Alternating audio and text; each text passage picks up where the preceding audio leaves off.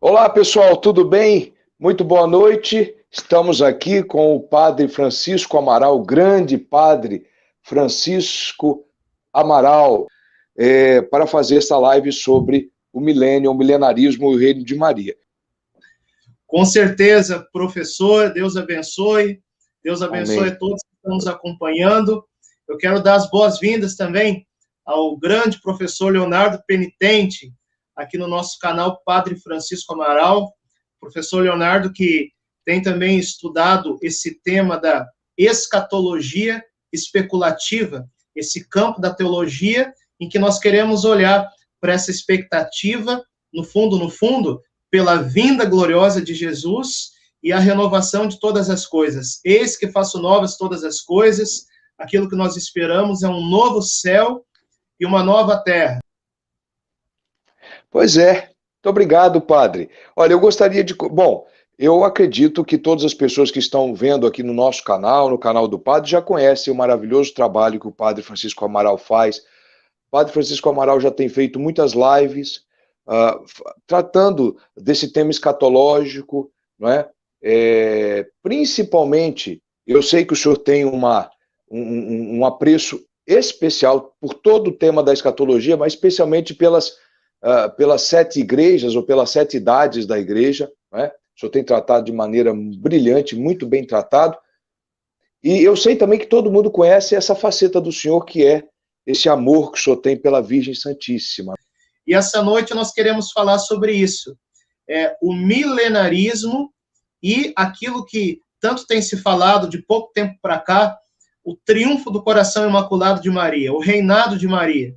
O que é essas coisas que tem a ver uma coisa com a outra? Agora, sem querer tomar aqui a coordenação da live... Não, mas já tomando, o senhor tem direito canônico de tomar o senhor, de presidir esta live. Mas eu fiquei assim, maravilhado com as palavras, as colocações que o senhor fez naquela live com o Centro Dom Bosco e o Padre Gabriel Vilaverde, em que nunca eu vi uma pessoa falar com tanta propriedade sobre o milenarismo como o senhor expôs naquela noite. Então, para começo de conversa, eu queria aqui tomar a liberdade, professor, de pedir para o senhor clarear para nós, assim, antes da gente entrar nos tipos de milenarismo, antes da gente entrar no que um católico pode crer ou não crer, naquilo que está condenado pela igreja, enfim. Eu queria que o senhor só nos expusesse de maneira rápida o que é a polêmica do milenarismo, afinal de contas. Padre, bom, obrigado pelas gentis palavras, padre. Realmente, aquela live nós fizemos até numa defesa ao padre Duarte Lara. Eu tinha feito uma live anterior com ele, e junto com o Centro Dom Bosco, e o padre Duarte Lara defendeu uma ideia nitidamente milenarista, e ele foi fortemente atacado quando não havia necessidade. Não é? Então, muito obrigado pelas palavras. Bom, vamos lá, vamos tentar responder de maneira muito objetiva. O que é o milenarismo? O milenarismo é a ideia teológica que defende um tipo de interpretação que defende que Jesus, nosso Senhor, vai reinar por um período de 1000 anos. Ele virá, não é? Ele não só vai vir no final dos tempos, como ele vai ter uma vinda intermediária. Né? Ele virá antes do fim do mundo, ele virá para reinar por 1000 anos com os seus santos, com aqueles que ressuscitarão. Né? Pois bem, então, esta doutrina milenarista, ela entende que haverá, não é, Cristo descerá glorioso para reinar com seus santos por 1000 anos. 1000 anos não precisa necessariamente ser 1000 anos cronológicos. Ser 1000 anos. Não precisa. Não precisa. Não precisa ser 1000 anos mesmo. Não é? E esta interpretação está aberta porque 1000 anos aí pode ser apenas um símbolo. não é? Para Sim. designar um tempo, né, que não seja exatamente 1000 anos, mas será um tempo. Mas será um tempo de reino de Cristo. Ponto. Resumidamente isso. Então, aí para a gente esclarecer um pouco mais, para as pessoas talvez, para quem nunca ouviu falar desse tema, talvez não ficar tão perdidas quanto eu fiquei a primeira vez que eu ouvi. Eu fiquei perdido porque é o seguinte: virá o anticristo, segundo os milenaristas, o anticristo vai aparecer,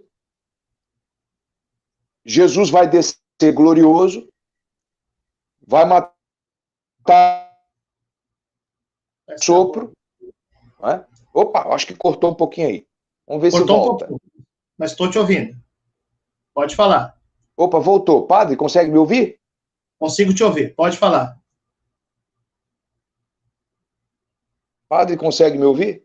Opa, Eu estou está te tudo bem? ouvindo. Estou te ouvindo bem. Tinha Pode cortado. falar. Ah, ótimo. Bom, então o que acontece? Virá o anticristo e Cristo virá para reinar. Então Cristo eliminará o anticristo e vai reinar com os santos que vão vai haver uma ressurreição e ele vai reinar até o fim do mundo. Então, normalmente, os milenaristas costumam dizer o seguinte: haverá um evento chamado Fim dos Tempos, em que Cristo vai julgar as nações que estão sob o jugo do anticristo, e vai passar 1000 anos, que pode ser 1000 anos ou pode ser um tempo qualquer maior ou até menor,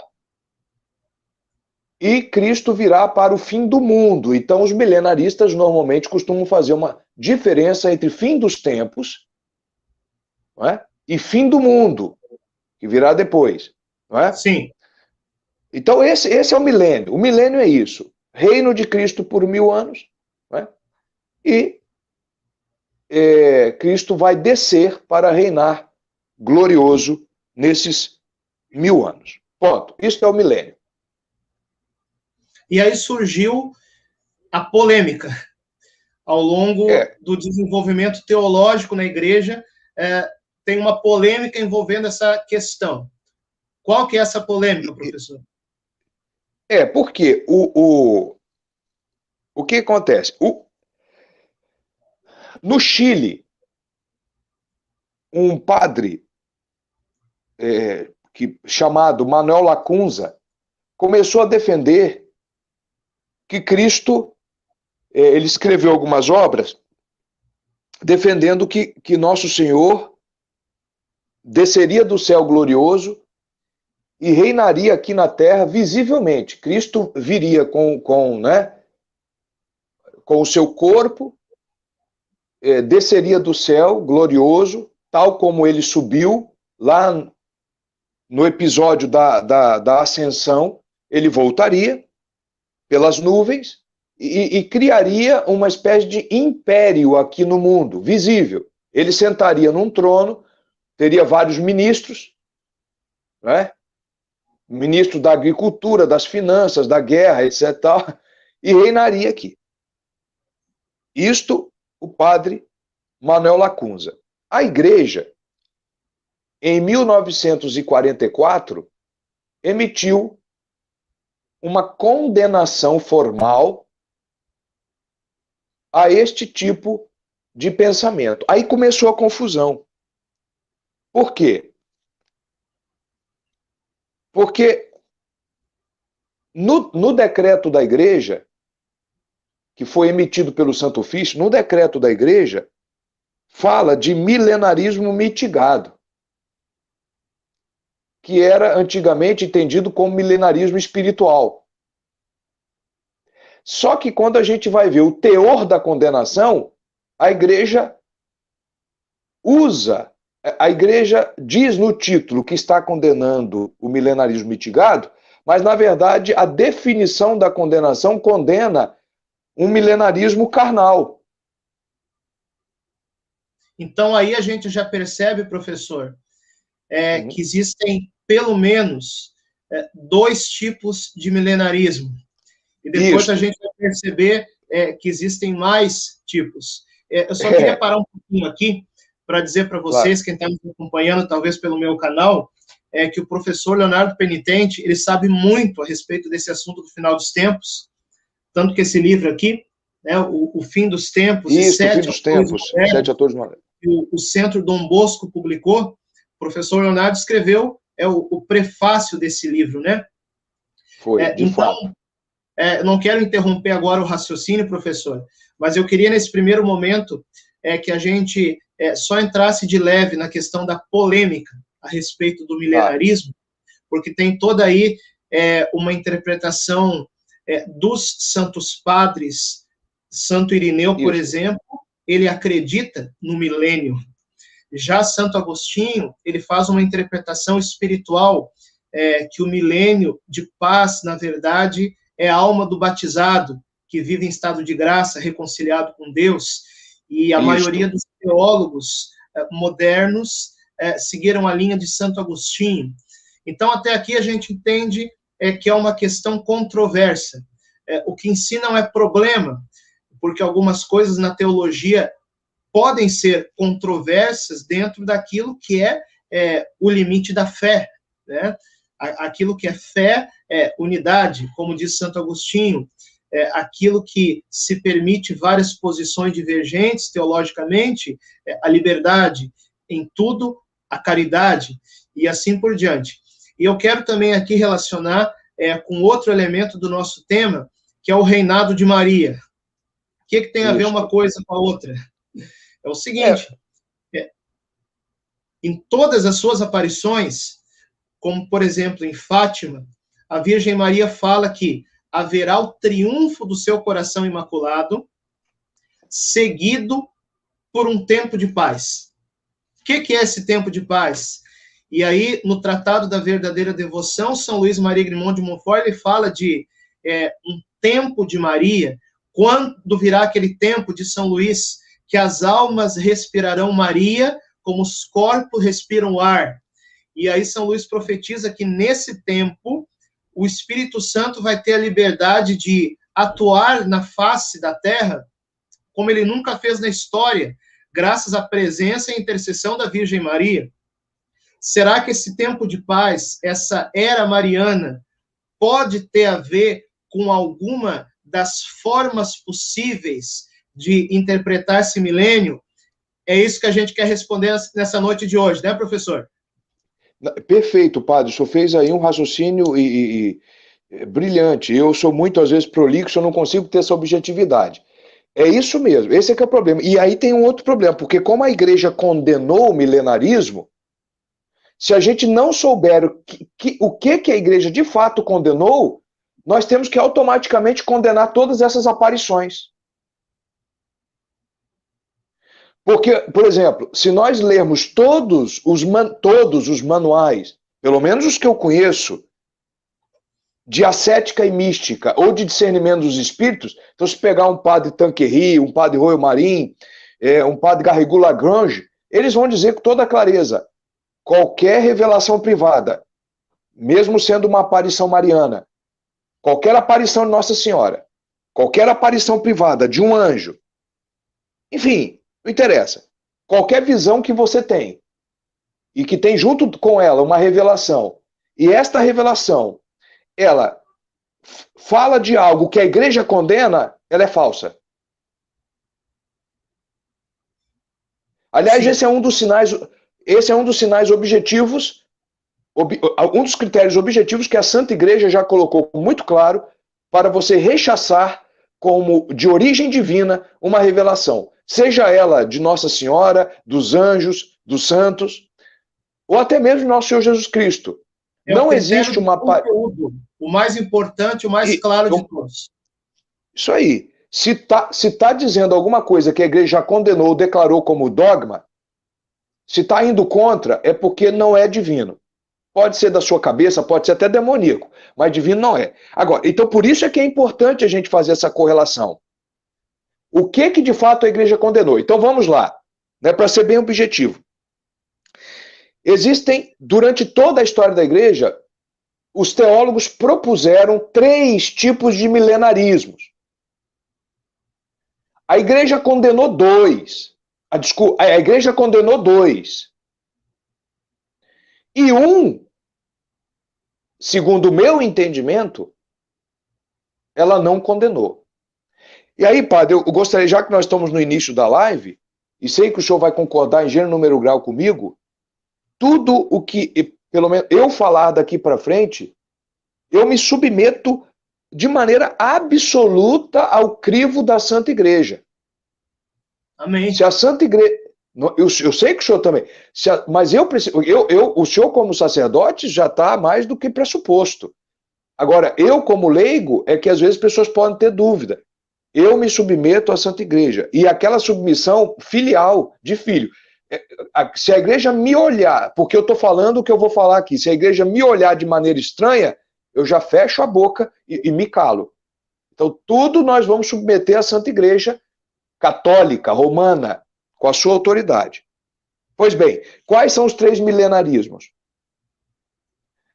Um milenarismo que tem a sua origem num cidadão chamado Cerinto, uma coisa mais judaizante. Ele tentou dar um tom mais judaico a este milênio. Então ele disse que os judeus esperam o Messias, por isso que hoje os israelitas hoje não aceitam Jesus, porque eles esperam ainda o Messias que há de governar este mundo, de criar o império neste mundo, inclusive com bodas, com gozos sensíveis, com experiências sensíveis, com bens materiais. Banquetes, iguarias. Banquetes, iguarias. Vida. Isto. Banquete. Então, Cerinto defendeu isso. Cerinto diz, Cristo vai voltar, vai reinar por 1000 anos, e esse reinado dele, além de ser carnal, corporal, ele estará aqui visível, vai ter esses requintes. Ora, curiosamente, a igreja nunca condenou oficialmente este milenarismo carnal que é exacerbado.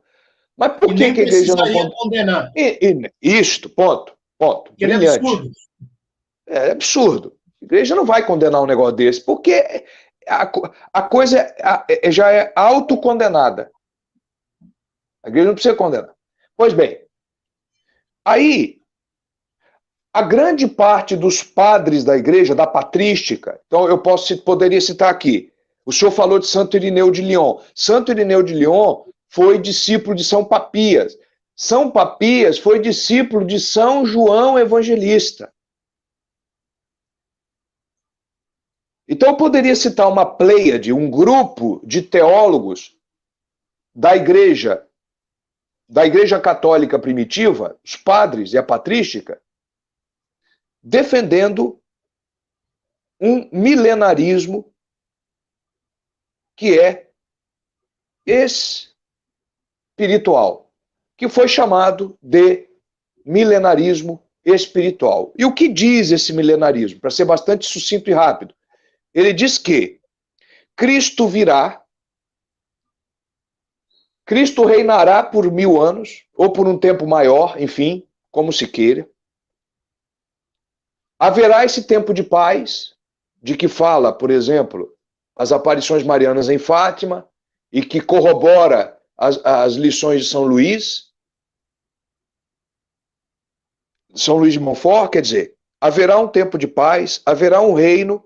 Por que tempo de paz? Porque São João Evangelista, no Apocalipse, fala que durante os 1000 anos o demônio será acorrentado.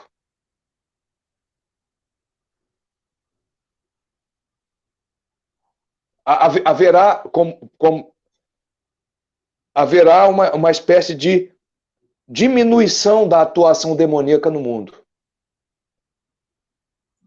Então, esse reino por 1000 anos,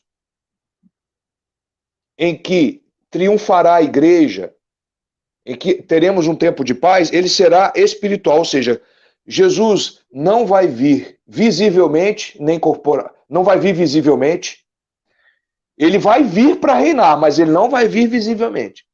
A vinda dele será espiritual. Aí a pergunta é, como... nos corações, uma vinda nas almas.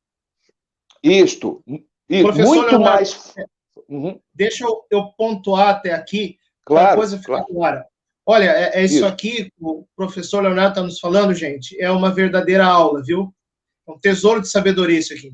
Ô, padre, eu queria que quem pudesse pegar, inclusive, um caderno para ir tomando nota disso, porque depois a gente vai fazer uma relação com 7 tempos da igreja, do Apocalipse, em que ter escrito isso que está sendo falado até agora vai ser importante para a gente entender, porque aqui a gente não tem um quadro negro para rabiscar, entendeu? Então você mesmo vai rabiscando aí. Nós falamos até agora de 3 tipos de milenarismo. Um milenarismo material, que diz que Cristo viria para instaurar um reino de prazeres na Terra, o que evidentemente é absurdo. Um milenarismo chamado mitigado, que diz que Cristo viria visivelmente para instaurar um reino com ministro da guerra, ministro da justiça, assim por diante, né? Um reino militar, digamos assim. E falamos agora de um terceiro tipo de milenarismo, que seria o milenarismo espiritual, sem necessariamente vinda física de Cristo, mas um reino de Cristo nas almas, um reino de Cristo nos corações. Então, é o milenarismo material, absurdo, o milenarismo mitigado, condenado pela igreja, em 1944, mais especificamente uma proibição de ensinar com segurança, então, na prática, condenado. E um terceiro tipo, que é o milenarismo espiritual, que é esse que a gente está discutindo aqui agora. É isso, professor? Isso, perfeito, padre. Só um adendo. Até 1944, o chamado milenarismo mitigado não existia. Ele não tinha ainda sido defendido. Ninguém tinha inventado isso. Então, até 1944, nós tínhamos 2 milenarismos só, que foi defendido por toda a história da igreja. Um, que é o carnal crasso, carnal ridículo, que é esse de Cerinto, e o outro espiritual, o material, e o outro de Cerinto. Aí, a igreja, em 1944, ela recebe uma consulta do arcebispo do Chile, porque tinha um padre lá defendendo umas ideias que o arcebispo considerou meio, não é, fora do prumo. E a igreja foi, então, obrigada a se manifestar. A igreja disse: proíbo que se ensine com segurança o milenarismo mitigado. Aí a igreja cria um terceiro tipo de milenarismo, e ela diz: o que é o milenarismo mitigado? É aquele que diz que reino vem à terra, que Cristo vem visivelmente na terra para reinar, sem prazeres. Por isso, mitigado. Sem prazeres. Era o que o padre Lacunza estava ensinando no Chile. Sim. Que Cristo vinha visível, ponto. A partir de 1944, surgiu esse terceiro milenarismo, desse milenarismo mitigado. Aí o que aconteceu? Muitos teólogos, sérios inclusive... Terceiro milenarismo, professor, é o espiritual, é isso? O espiritual ele já existia. Na ordem cronológica, o terceiro seria o mitigado, que a igreja acabou criando com o decreto. Sim. Portanto, a gente entender aqui o conceito de cada um, para a gente não confundir com a ordem. Então, tem o material carnal, que é o de prazeres, absurdo. Absurdo. O mitigado, que é um reino mais militar, digamos assim. E sem prazeres. Cristo também, esse foi condenado expressamente. E o espiritual, aquele que vem nos corações, que é esse Não foi que a gente está condenado. discutindo aqui. Não foi condenado. E aí houve, Inclusive, professor, uma polêmica entre o padre Castellani, que é um gigante, e o é, Royo Marim, que é outro gigante. é, outro gigante. Isso. O padre Royo Marim, ele não.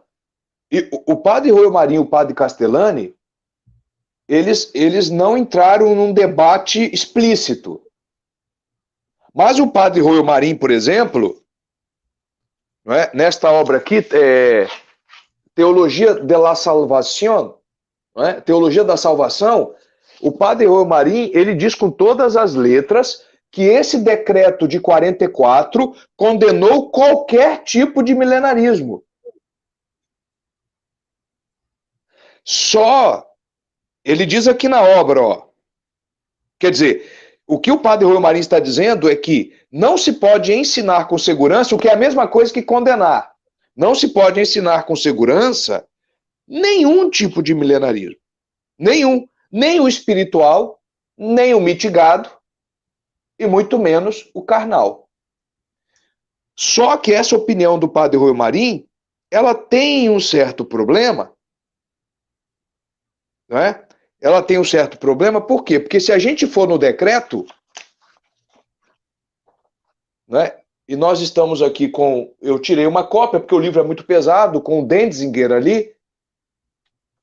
Se a gente vai no decreto, o decreto do Santo Ofício é muito claro. Ele diz com toda clareza. Ele diz, o que se deve pensar do sistema do milenarismo mitigado? Quer dizer, daquele que ensina que Cristo Senhor, antes do juízo final, com ou sem ressurreição prévia de muitos justos, virá visivelmente à terra para reinar. Ou seja, a igreja define como milenarismo mitigado um reino visível de Cristo na terra, mas sem os prazeres. Sem os prazeres. Sim. E a igreja responde: o sistema do milenarismo mitigado não pode ser ensinado com segurança. Então, o que a igreja está condenando, de fato, não é qualquer milenarismo. É o milenarismo mitigado. E mesmo assim, a igreja não condena. Expressamente, ela não condena. Ela proíbe o ensino público. E diria até mais. Diria até mais. Não só isso, ela proíbe o ensino público na América Latina, porque, em primeiro lugar, esse decreto foi dirigido para o Chile. Depois, o Papa ampliou para a América do Sul.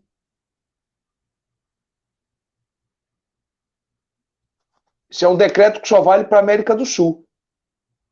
Agora, o que de fato, e aí é uma conclusão que nós podemos chegar aqui, até se o senhor quiser avançar para outro assunto, é o seguinte: o milenarismo espiritual, que é aquele que defende que Cristo reinará por 1000 anos, espiritualmente, este nunca foi condenado pela igreja. E foi defendido pelos padre Castellani. Isso, essa é a tese do padre Castellani. Isso. Nesse ponto, ele discordou do Royo Marim, embora eles não tenham debatido expressamente. Não, veja, mas há uma discordância. Aqui, gente, são dois gigantes. O padre Castellani é um gigante da teologia, o Royo Marim também é um gigante da teologia. E aqui nós estamos falando de uma divergência teológica possível dentro das formas como a gente pode se posicionar em relação a esse tema. E aí, qual foi a tese, professor Leonardo, que o padre Castellani defendeu? O padre Castellani diz, olha, que o Santo Ofício proibiu o mitigado, é verdade. Que o milenarismo mitigado, o ensino dele está proibido. O milenarismo material, carnal, disserinto, é ridículo, está proibido. O padre Castellani diz, eu nunca ensinei isso, nenhum nem outro. O que eu disse nas minhas obras é que Cristo reinará por 1000 anos, teremos um momento de paz e triunfo da igreja por 1000 anos, antes do juízo final, não é? Então teria uma vinda intermediária de Nosso Senhor, mas essa vinda será espiritual. Eu não estou dizendo que... Não precisa ser física, não precisa ser visível. Não precisa ser visível. E aqui, professor, canonicamente, pelo menos em um aspecto, o padre Castellani tem razão, porque o que vincula canonicamente numa condenação de uma tese, de uma heresia, que seja algo explícito, né? Então, o Santo Ofício não condenou, em momento algum, essa vinda de Cristo nos corações, essa tese, espiritual, né? O padre Castellani chamava de milenarismo espiritual, é isso? Espiritual, é isso. Agora, o senhor sabe, padre, que, por exemplo, perguntaram para o padre Castellani como seria, não é? Por exemplo, nós estamos falando aqui do reinado de Cristo nos nossos corações, não é? O padre Castellani diz: eu não sei como vai ser, ninguém sabe, e nós só saberemos na hora em que acontecer. Foi o que ele disse. Do mesmo jeito que só se compreendeu a encarnação do Messias na hora que aconteceu. Na hora que aconteceu. Ninguém podia compreender aquilo. Agora, por que o padre Castellani diz isto? Porque se a gente afirma, e esse é o meu pensamento, se ele afirmasse que nesses 1000 anos, enfim, eu vou usar 1000 anos aqui, nesse tempo do reino, Cristo reinasse nos corações, alguém poderia dizer, ora, mas isto já acontece hoje, nos santos. Sim. E na igreja em geral, no corpo místico. Então, isto reforçaria a tese que é de Santo Agostinho, que é a mais aceita hoje, que é da interpretação alegórica. E Santo Agostinho diz que, desde a ascensão de Cristo até o fim do mundo, este é o reino de 1000 anos de Cristo, no corpo místico da igreja. Então, o padre Castellani, ele teve uma certa, eu poderia chamar de prudência e cuidado, porque se ele diz isto, que esse reino espiritual vai ser nos corações, ele poderia estar aderindo à tese que ele contrariou, que ele negou, a tese de Santo Agostinho, que hoje tem sido seguido por todos os padres e teólogos que estudam o assunto. Digamos assim. Isto, porque essa forma de reinado espiritual de Cristo, ela já acontece. Ela já acontece. Então, agora, qual que seria para o padre Castellani a novidade desse milênio espiritual, se isso já acontece? Então, aí ele diz, não sei. Aí ele também sai de lado, ele também toma uma postura, eu vou chamar assim, uma postura mais fugitiva. Ele diz, eu não sei como vai ser. E eu não tenho como afirmar que vai ser assim. Porque ele podia cair na tese alegorista que ele tanto criticou de Santo Agostinho. Porque para Santo Agostinho, esse reino de 1000 anos, para Santo Agostinho e São Jerônimo, são os dois padres da igreja que eram contrários ao milenarismo espiritual, porque eles tinham uma interpretação mais alegórica. Para Santo Agostinho, esses 1000 anos, eles começaram na ascensão e vão terminar no juízo final. No fim do mundo. Então, Cristo não tem vinda intermediária.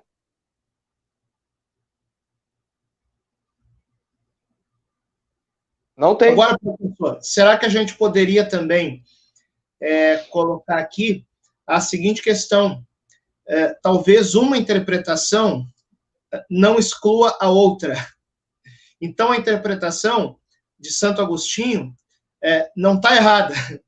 De fato, existe um reino de Cristo na alma do batizado. E esse é um dos significados do milênio, digamos assim. Mas essa interpretação espiritual não exclui que haja também uma interpretação profética, histórica, e que de fato aconteça. Então, as duas interpretações, elas podem se enriquecer mutuamente? Podemos pensar nessa possibilidade?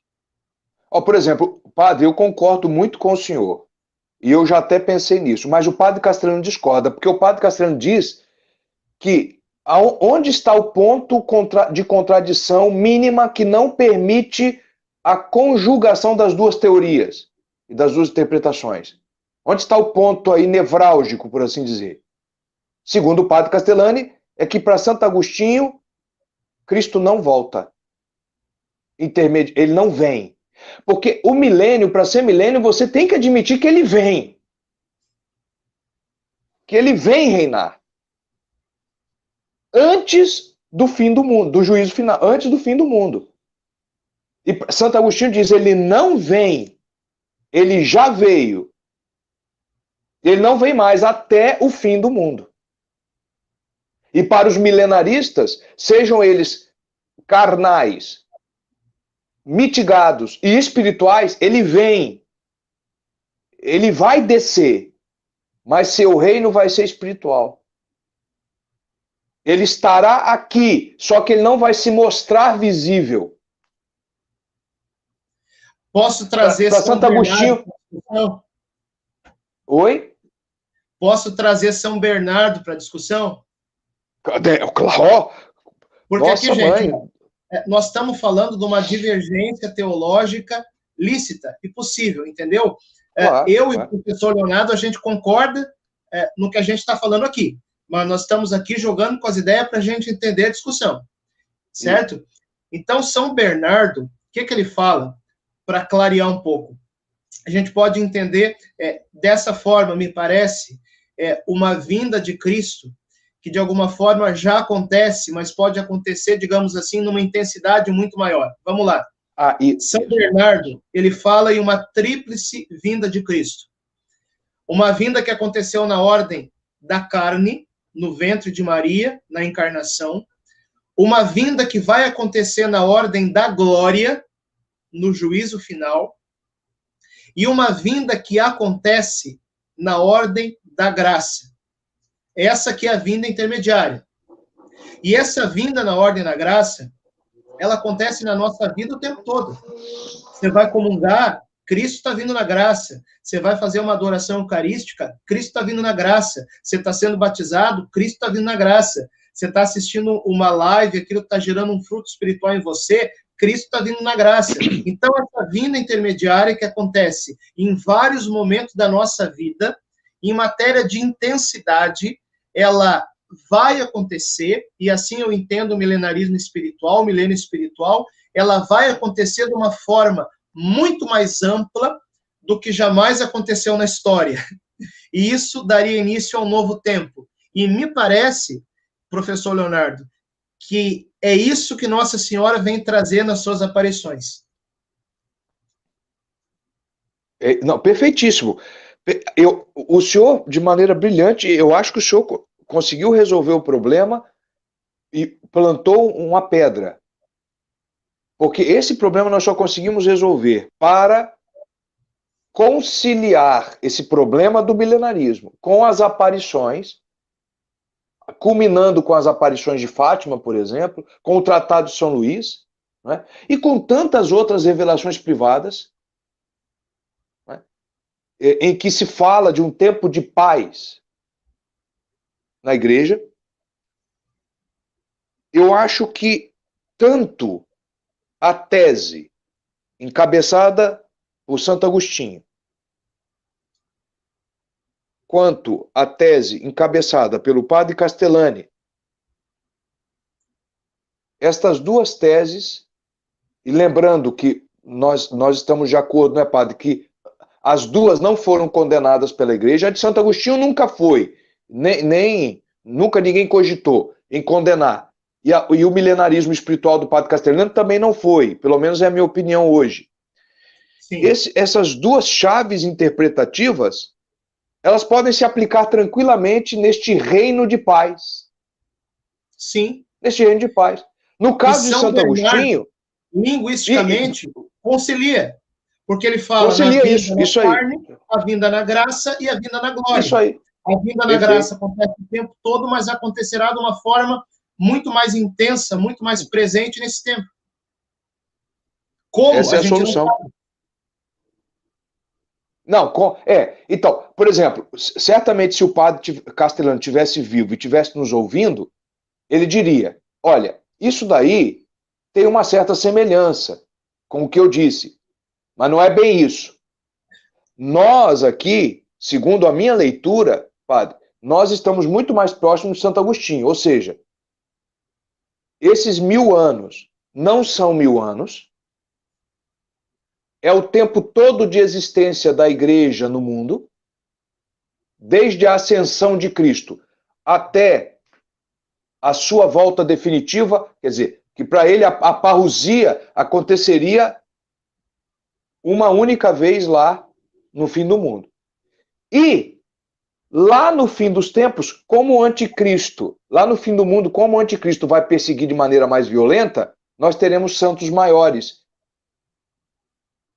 Um triunfo maior do Imaculado Coração de Maria e do Sagrado Coração de Jesus, porque nós teremos santos maiores, porque serão violentamente perseguidos. Quanto mais Calvário, mais ressurreição. Por isso, mais graça, mais glória, mais presença de Deus. E aí nós podemos... intermédia na graça.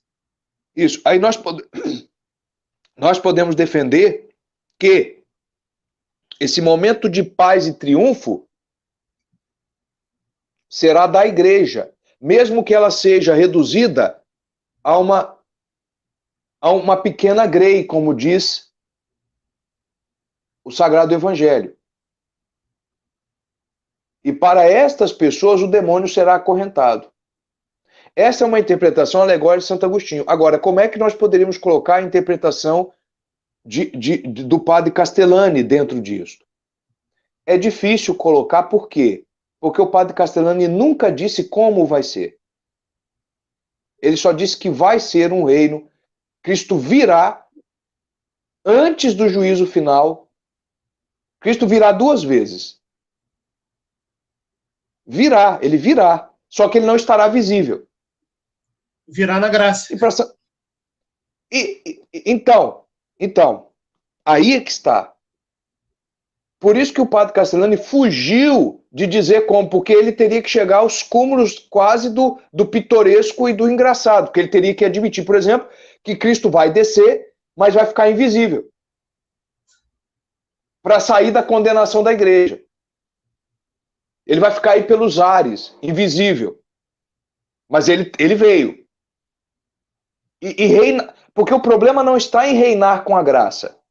O problema está em seguinte, ele vai reinar na graça desde o céu ou ele vai reinar com a graça desde aqui?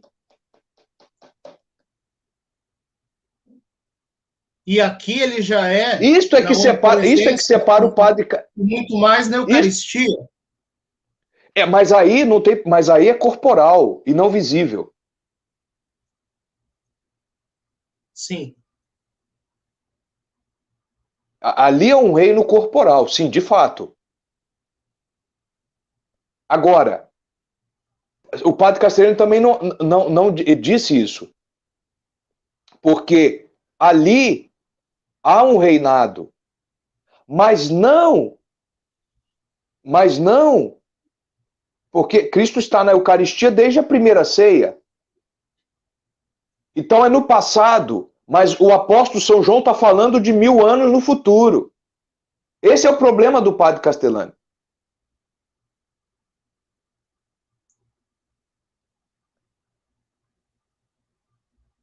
É um pepino. Não é fácil de resolver. Então, quer dizer, tem um mistério em tudo isso. Não, com toda certeza. Talvez a gente não conheça para explicar tudo isso. Eu não estou falando aqui certeza. de uma nova revelação, porque a revelação já está completa. Eu estou aqui falando de um fato possível e futuro que vem explicar tudo isso, certo? Mas o que é importante a gente entender até aqui. Temos 3 tipos de milenarismo. Milenarismo carnal, material, absurdo. Milenarismo, que eu vou chamar aqui mitigado, militar, condenado pela igreja. Isso. E o milênio espiritual nos corações, de uma forma que a gente ainda não sabe como, esse não é condenado e parece estar de acordo com as aparições marianas. Agora, de fato. professor Leonardo, de fato. Eu posso dar uma passagem rápida nas 7 igrejas do Apocalipse, para a gente tentar encaixar uma coisa com a outra? Vamos lá. Por favor, padre. Quem tem papel aí, anota alguma coisa para a gente conseguir fazer o raciocínio junto. Olha só. Apocalipse, capítulo 2 e 3, que fala das 7 igrejas, a carta às 7 igrejas. Então, tem a igreja de Éfeso, tem a igreja de Esmirna, a igreja de Pérgamo, de Tiatira, de Sardes, de Filadélfia e de Laodiceia. Um servo de Deus do século XVI, chamado Bartolomeu Roshauser, como ele é declarado servo de Deus, ele não escreveu nada de herético. Isso a gente tem segurança. E ele faz uma interpretação das 7 igrejas do Apocalipse, não como 7 igrejas geográficas apenas, mas como 7 tempos que a igreja vai passar. Então, primeira igreja, igreja de Éfeso. A palavra Éfeso quer dizer, em grego, ímpeto. Diz Bartolomeu Roshauser, se refere à igreja dos apóstolos. Por isso que ali no capítulo 2, Apocalipse, no versículo 2 também, fala dos falsos apóstolos, ou seja, aqueles hereges que lá no início da igreja, desde o início, colocavam doutrinas heréticas no rebanho, ali no início da igreja, principalmente as heresias gnósticas, não é isso? Então, Éfeso seria a igreja dos apóstolos. Depois, Esmirna, que em grego significa mirra, uma planta amarga. Bartolomeu Roshauser fala que é a igreja dos mártires. Foi ali, mais ou menos, do ano 90, com a morte de São João Evangelista, até 313, até a conversão do Império Romano. Aí no versículo 10 que fala, o demônio vai colocar muitos de vocês na prisão.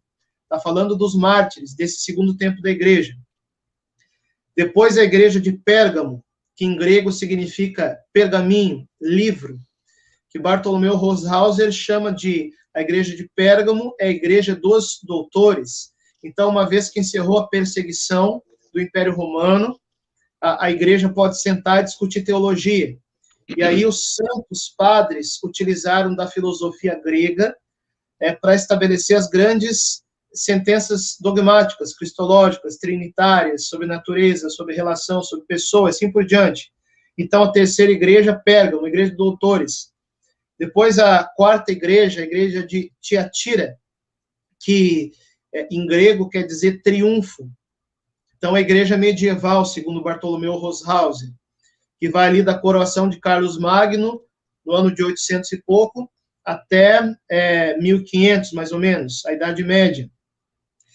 E aqui é importante esclarecer que não que a Idade Média tenha sido perfeita. Onde tem ser humano, tem fragilidade. Mas na Idade Média havia uma sociedade que tinha fé e tinha valores, dentro da limitação do tempo. Mas tinha fé e tinha valores. E por isso, aqui, no versículo 19, fala, conheço tuas obras, teu amor, tua fidelidade. Está falando aqui para os santos da Idade Média, né? Que era, nesse sentido, uma igreja fiel. Depois, Bartolomeu Roshauser fala da igreja de Sardes, quinto tempo da igreja, a igreja das revoluções, a partir de 1517.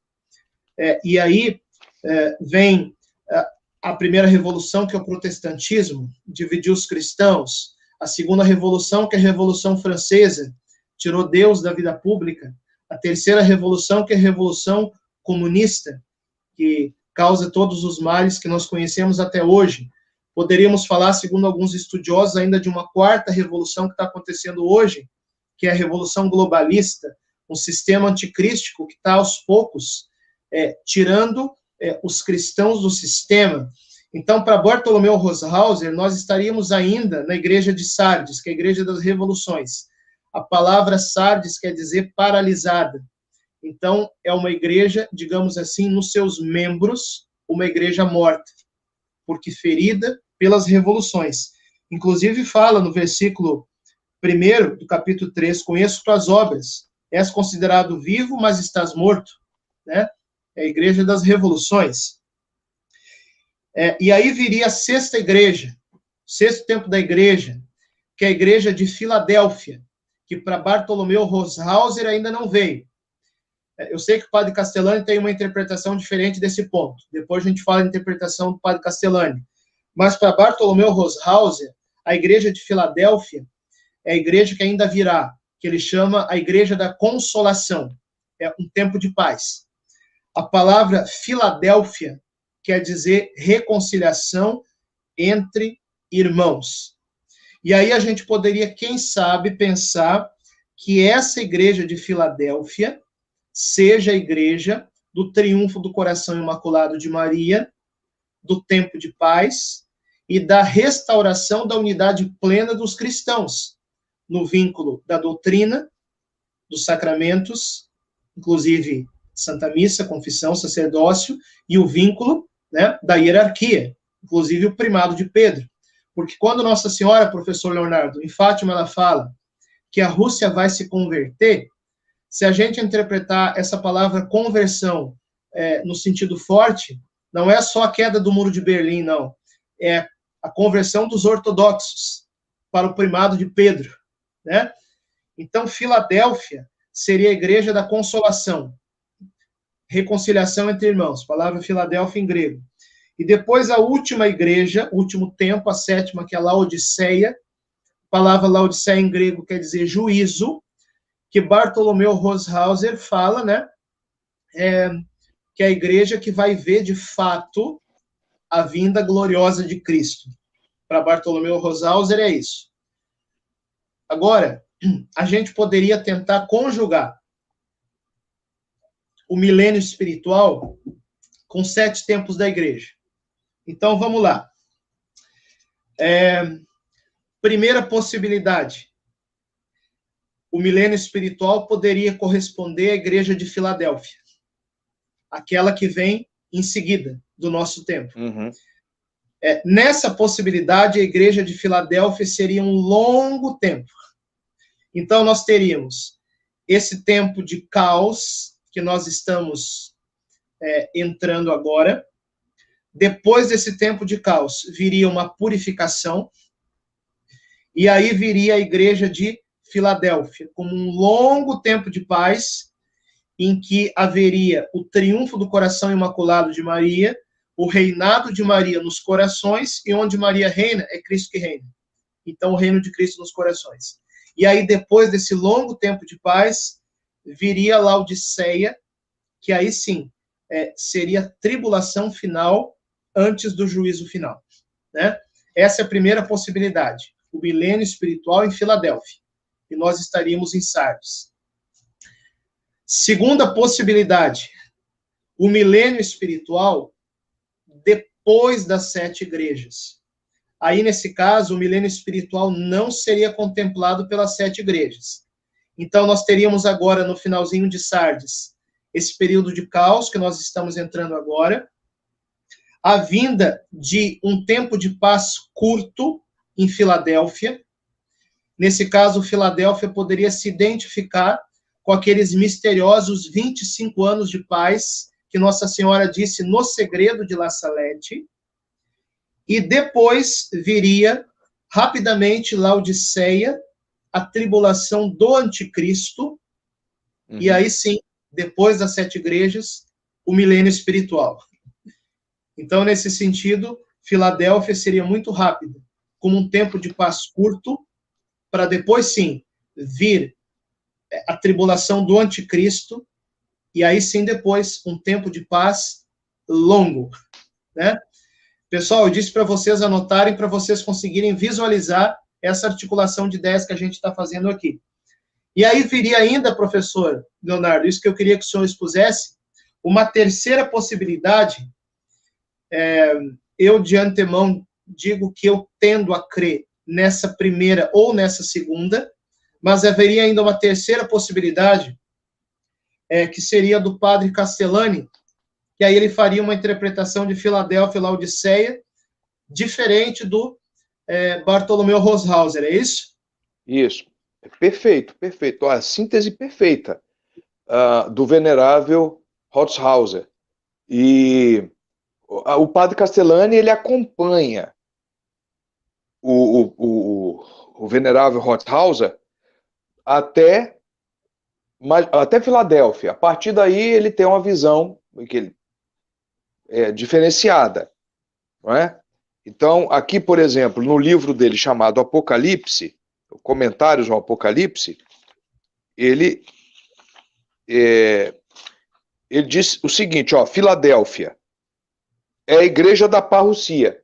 Ou seja, porque o padre Castellani está com o milenarismo, quer dizer, ele diz que a parrusia, a vinda de Cristo vai se dar antes do fim do mundo. Não é? Então, isso é o que diz o padre Castellani. A Filadélfia é o tempo da parrucia, quer dizer, nós estaríamos vivendo a Filadélfia agora. Por quê? Porque a gente sabe que Filadélfia significa o amor entre os irmãos. Mas segundo o padre Castellani, esse amor ele pode ser um amor do corpo místico de Cristo, então nós podemos falar de um triunfo, mas pode ser um amor carnal também, por exemplo, dos globalistas que se amam para prejudicar o mundo. Não seria um amor ágape, seria um amor... Esse o que ele chama de eros, né? Isso. Seria esse amor. Isso, quer dizer, seria esse amor, né? Pode ser, enfim, mas aqui também ele dá uma outra interpretação. Diz, também pode ser esse amor entre os irmãos pode significar a conversão dos judeus,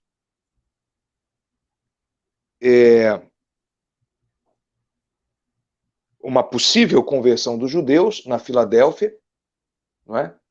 Já porque para o padre Castellani, como a Laodiceia é a igreja do milênio, aqueles sinais que a Sagrada Escritura nos dá, que antecipam ou que indicam que o fim dos tempos está chegando, aconteceria na Filadélfia. Então a conversão Sim. dos judeus, as grandes catástrofes, calamidades geográficas. Para o padre Castellani, quando que a gente saiu de Sardes e entrou em Filadélfia? Ele não dá a data. Ele não dá a data específica quando houve a modificação. Mas ele diz que nós estamos começando... Quer dizer, na verdade, o padre Castellani não diz, no comentário ao Apocalipse, ele não diz que nós estamos... A única coisa que ele arrisca dizer é que nós estamos...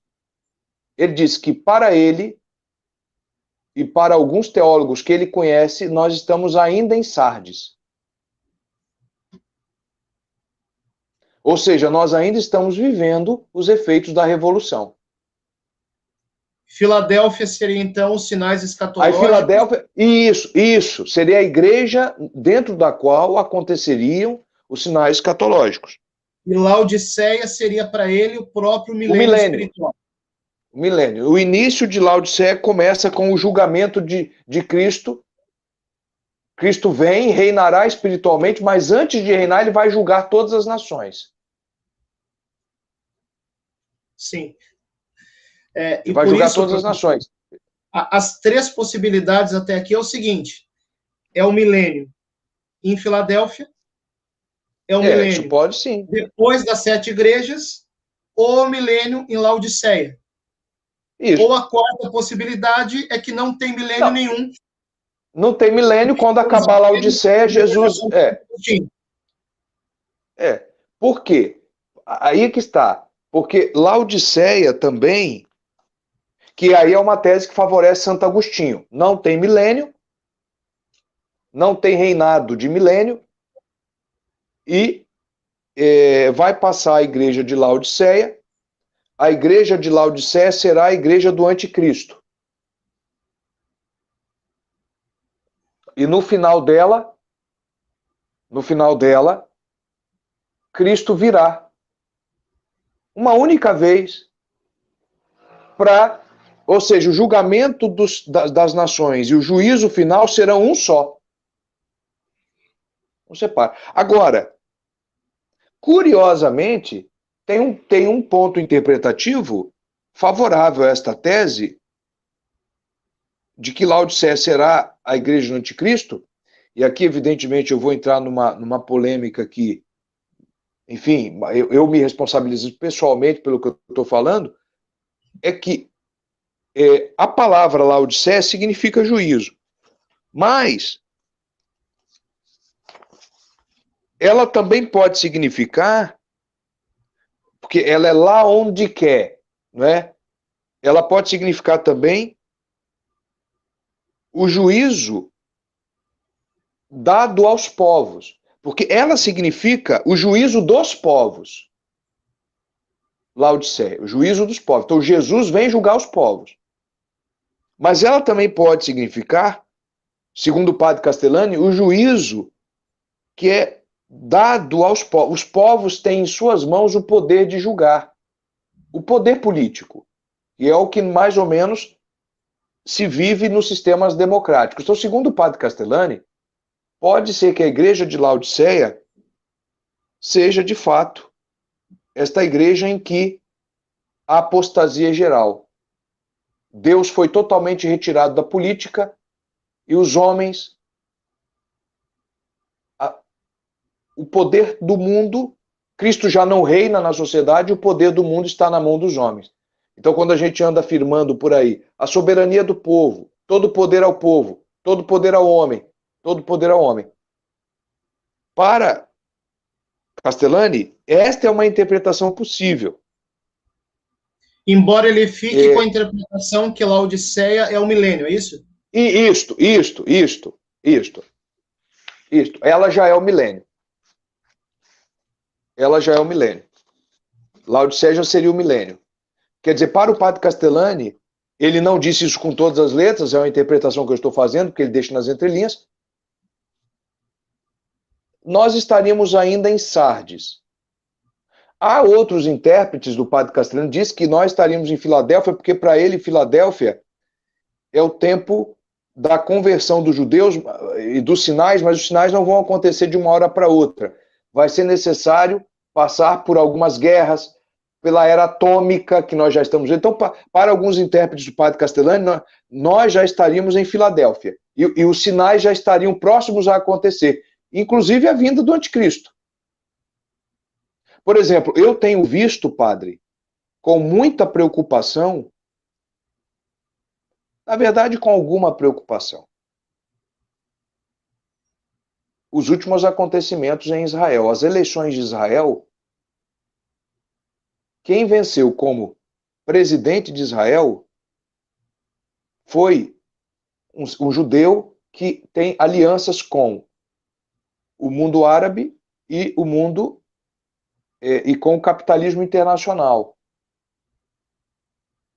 E como ele tem aliança com a Irmandade Muçulmana, é muito provável que agora o terceiro templo, que já está prefigurado na Sagrada Escritura, seja construído, porque agora Israel tem um presidente que é um homem bem relacionado, inclusive com a Irmandade Muçulmana, o que seria impossível de prever. Aliás,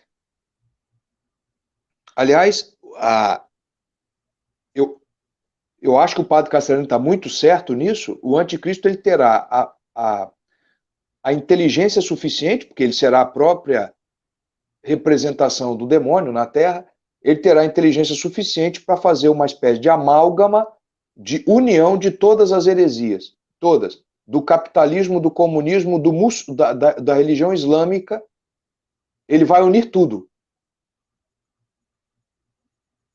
E mais do que isso, se apresentar como uma espécie de Messias esperado de cada religião. Então, para os judeus, ele fala que ele é Cristo, para os cristãos, ele fala que ele é o Cristo na sua segunda vinda, para os budistas, ele fala que é a reencarnação do Buda, para um ateu cientificista, ele se apresenta com tecnologia, para um povo esotérico, ele se apresenta como extraterrestre, ou seja, ele consegue agregar ao redor dele todos. Quem não tiver estudado e preparado para reconhecer o erro, né? De fato, e não só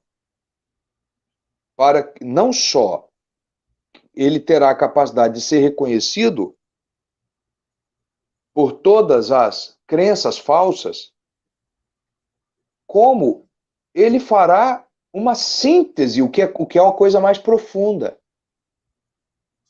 de todas. Ou seja, ele será capaz de ver o que existe de comum, o denominador comum entre capitalismo, comunismo, socialismo, islamismo, esoterismo, e vai unificar. Por exemplo, se você olhar para uma parte da sociedade norte-americana, e ali nós temos um certo triunfo do sistema capitalista, sistema liberal capitalista, você vai ver que a primeira medida que eles tiveram foi liberar o divórcio. O homem, quer dizer, os homens podem se casar várias vezes. Ele divorcia aqui na lei civil, ele casa de novo, ele pode ter várias mulheres. O que é o Islã?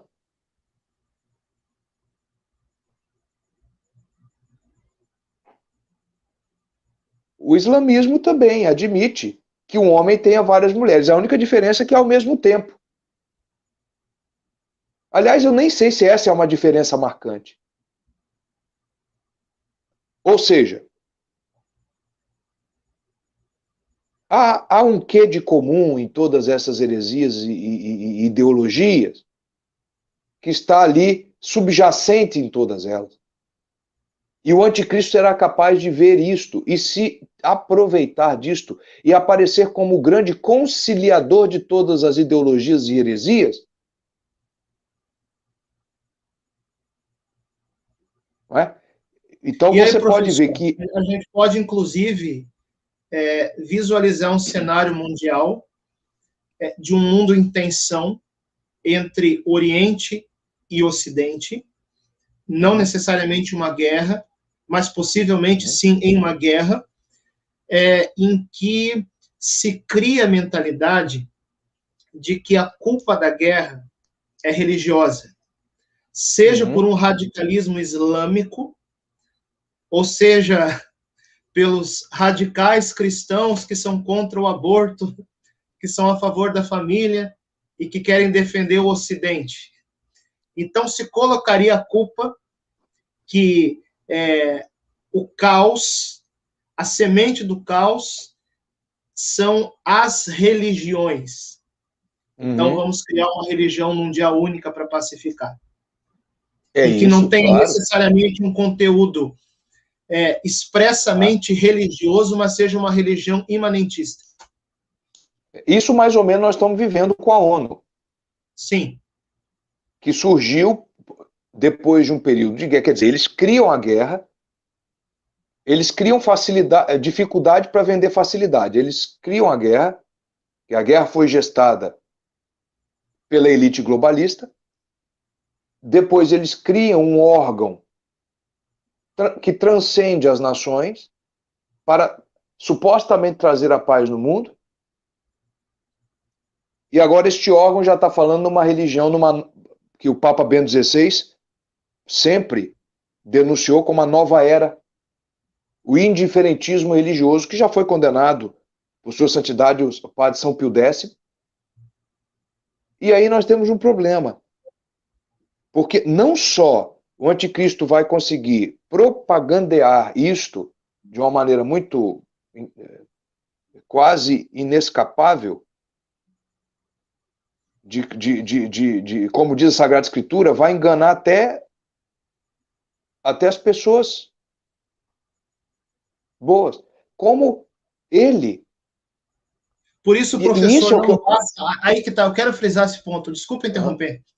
Mas não vai bastar a bondade para não ser enganado. Vai ser preciso os critérios de discernimento que a gente adquire pela formação, pelo estudo, pela vida intelectual. E mesmo que a pessoa não tenha vida intelectual, uma pessoa simples, por exemplo, com um sacerdote, um pastor, que mostre a luz para essas pessoas. Por isso é tão importante agora, professor, a gente estudar. Senão a gente vai ser enganado por esse negócio. Com todos, e a graça santificante sempre. Com está certeza. Em estado de graça. Porque ela aumenta a nossa inteligência. Está em estado de graça. As minhas ovelhas escutarão a minha voz, e não o outro. É porque Cristo chama o anticristo do outro, já deixando bem claro que vai ser algo que vai macaqueá-lo, vai imitá-lo. Isso é uma coisa que todos os santos padres sempre defenderam, né? E essa ideia também de que o anticristo vai ser muito horroroso, muito feio, não, ele vem para enganar mesmo. Então ele vai ter ali e vai atrair muita gente. O perigo é isso. Olha, nós estamos. Isso tudo é um protótipo de anticristo. Essa ONU, isso tudo é protótipo. É protótipo. Se os protótipos já estão enganando muito bem, imagina o próprio. Imagina o próprio. E a perseguição vai ser muito árdua. Vai ser a pior, evidente, que a igreja sofreu até hoje. A pior. Nós não temos nem condições de saber. Por isso, os santos dos fins dos tempos serão. E aquela famosa aparição de Santa Gertrudes de Helfta, em que Nosso Senhor aparece com São João Evangelista. E Jesus disse, olha, esse o meu discípulo amado, eu quero que ele seja o teu instrutor nas delícias do meu coração. E a primeira coisa que São João disse para ela, Gertrudes, no meu evangelho, eu falei menos do coração de Cristo e mais de outros assuntos. Porque Jesus me pediu que os segredos e delícias do seu sagrado coração, ele reservaria para o fim dos tempos. A devoção ao Sagrado Coração é o último galho que Jesus está colocando para tempos apóstatas. E junto com ele o Imaculado Coração de Maria. Por isso que está muito certo as revelações, na minha opinião, porque o coração sagrado de Jesus não fica sem o coração imaculado de Maria. E nem sem o castíssimo coração de São José.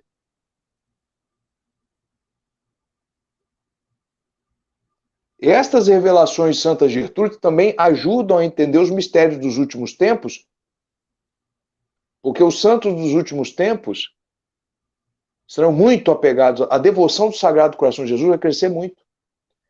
E alguma coisa disso já foi preparada, porque tendo surgido a reforma, ao mesmo tempo surgiu a Santo Inácio de Loyola com os jesuítas. E o carisma especial dos jesuítas é o Sagrado Coração de Jesus.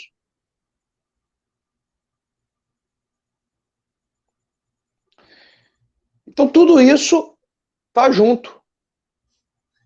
Por então, isso que fala do triunfo. De dúvida, qualquer forma que a gente interprete, tudo indica que nós estamos nos aproximando de uma grande mudança epocal. E nós precisamos de armas espirituais. Então, a devoção ao Sagrado Coração de Jesus, ao Imaculado Coração de Maria, lá em Pernambuco, em Simbres, quando Nossa Senhora apareceu, irmã Adélia, eu conheci pessoalmente ela. Depois vocês procuram no meu canal, que eu ouvi da boca dela. É um vídeo meu com a Ana Lígia, no meu canal Padre Francisco Amaral. Sim, excelente live, excelente live.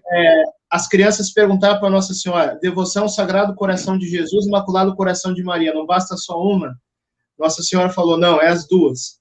Então, as devoções, o rosário, a Eucaristia, adoração, penitência, leitura da palavra, confissão, vida de oração, vida na graça, estejamos em comunhão com Deus, para nós estarmos com a nossa fé, e eu digo mais, com a nossa estabilidade emocional, hein? Que isso vai ser importante, para a gente atravessar esses tempos de purificação e chegarmos ao triunfo do Coração Imaculado de Maria, seja como for. Professor Leonardo, a gente está aqui se aproximando do horário da casa paroquial. A conversa vamos. Boa. A gente ficaria tomando um chá aqui a madrugada inteira, se tivesse pessoalmente, né? Com certeza. Com a graça de Deus um dia, né, padre?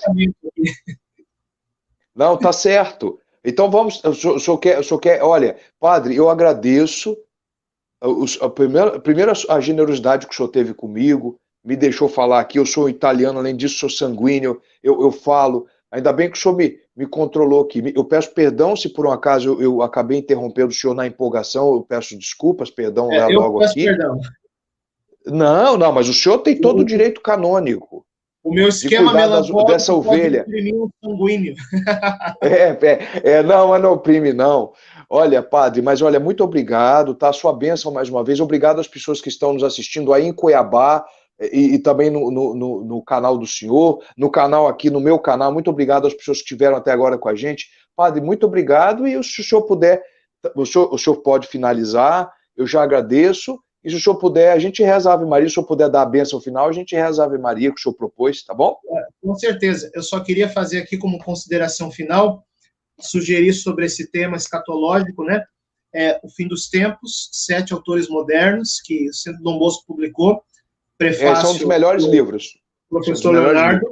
O livro que o nosso amigo Anderson Reis lançou na editora Imaculada. Ótimo livro. Kelly Browning, Segredos, Castigo e o Triunfo. Você pode adquirir pela editora Imaculada.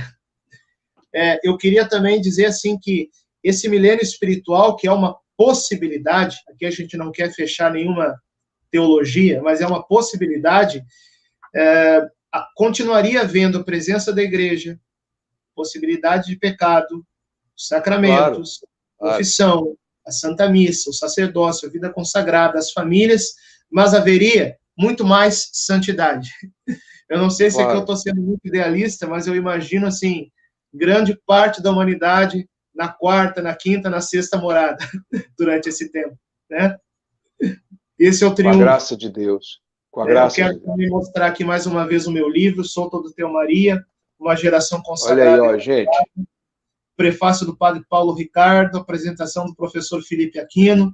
Para você que já é consagrado, para você que ainda não se consagrou, entra lá para adquirir, loja.cançãonova.com. Lançamos pela editora Canção Nova, eu, Padre Francisco Amaral, escrevi, e você pode estar adquirindo também, loja.cançãonova.com, ou se você está no meu canal, tem o link aí na descrição. Eu sei que você já segue o professor Leonardo, mas segue também o Padre Francisco Amaral, YouTube, Instagram, Facebook, tem publicado conteúdo sobre os últimos tempos, consagração, devoção mariana, aparições marianas, tem muitos documentários, muitas lives, homilias. Segue a gente, YouTube, Padre Francisco Amaral, também pelo Instagram. Uma vez por semana eu costumo abrir caixinha de perguntas. Não consigo responder tudo, mas alguma coisa eu respondo também, certo? Então, padre, segue o Instagram é Padre Francisco, é Padre, viu, gente? Não é PE, não, né? É Padre Francisco Amaral, @Padre Francisco Amaral. Nas três mídias, ótimo. YouTube, Instagram, Facebook. Padre Francisco Amaral, tá bom?